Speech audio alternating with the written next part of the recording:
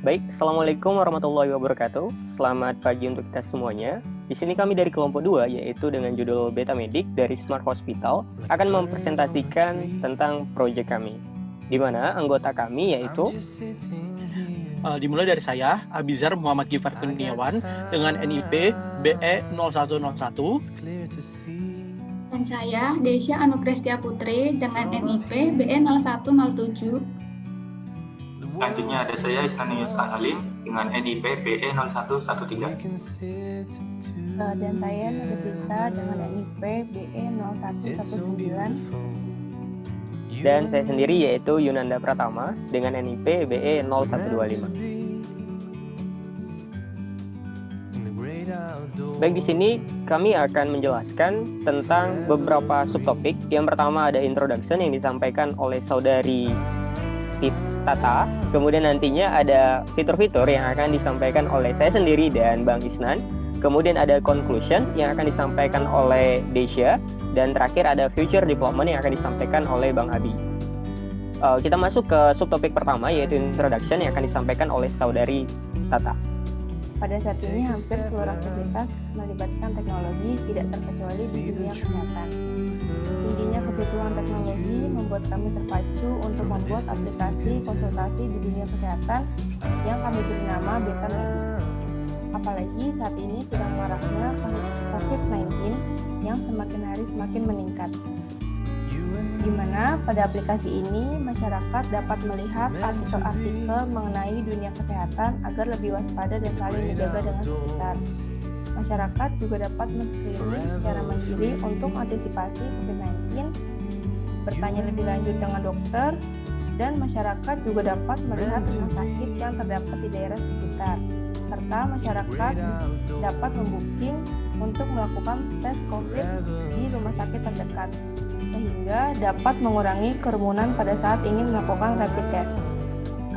Selanjutnya, untuk feature-feature akan dijelaskan oleh saudara Yunanda. Baik, di sini saya akan menjelaskan beberapa fitur dari aplikasi yang kami buat, yaitu Beta Medik. Yang pertama ada screening mandiri COVID-19, di mana pada fitur ini kita akan memungkinkan pengguna ataupun masyarakat akan mengetahui seberapa besar sebenarnya kemungkinan dari masyarakat tersebut terkena COVID-19.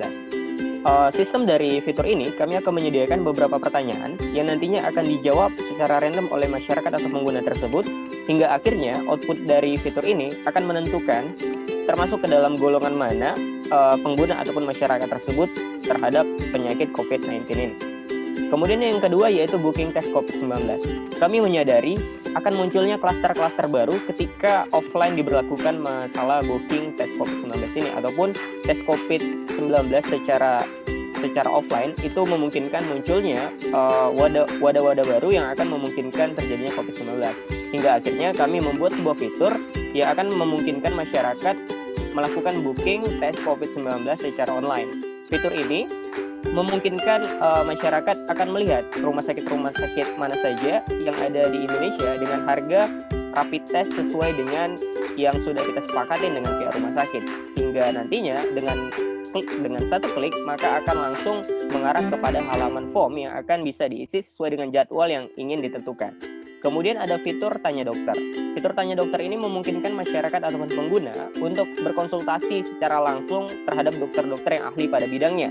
Terutama pada situasi saat ini COVID-19, mungkin ketika kita merasa demam, flu, dan lain sebagainya, kita khawatir nih apakah itu termasuk COVID atau tidak. Kita bisa bertanya langsung dengan dokter-dokter yang ahli pada bidangnya sesuai dengan apa keluhan yang kita miliki, sehingga akan mengurangi stigma-stigma negatif yang memungkinkan membuat kita semakin drop.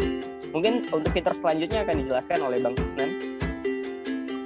Oke, untuk fitur selanjutnya di aplikasi KIP ini juga selain ada tanya dokter, mungkin nanti ketika dokter sudah menyarankan untuk pergi ke rumah sakit terdekat, kita bisa menggunakan aplikasi ini untuk mencari rumah sakit terdekat dengan fitur cari rumah sakit.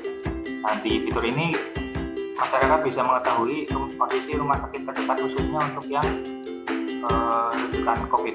Selanjutnya ada fitur artikel, itu berisi tentang konten edukasi kesehatan yang pastinya sangat bermanfaat untuk masyarakat, terutama di saat pandemi saat ini.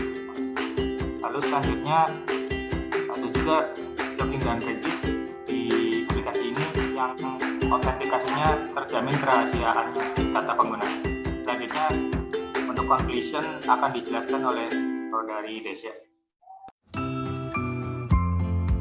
Nah, selanjutnya adalah subtopik conclusion atau kesimpulan. Nah, jadi aplikasi ini bisa dikatakan tingkat keberhasilannya lumayan tinggi, mungkin sekitar 100%, kurang lebih 100%, karena semua fitur, semua API yang kami rencanakan untuk diimplementasikan telah berhasil diimplementasikan dan digunakan oleh FA gitu. Nah, tapi dalam pengerjaannya kami mengalami sebuah kendala, yaitu API kami itu bisa berjalan deployment, tetapi saat dipakai oleh anak FA tidak bisa. Nah, itu setelah kami telusuri ternyata kendalanya dari course seperti itu. Nah, solusinya kami tambahkan sebuah handle course di app.js. Nah, untuk selanjutnya mengenai further development akan dijelaskan oleh Kak Abizar.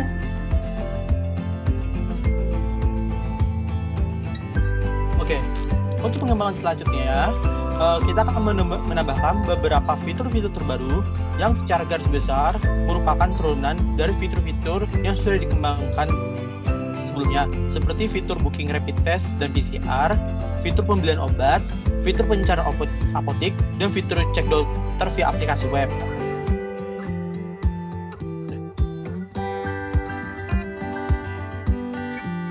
Mungkin cukup sekian dari presentasi yang telah kami sampaikan. Lebih dan kurangnya kami mohon maaf. Wabillahi taufiq wal hidayah. Wassalamualaikum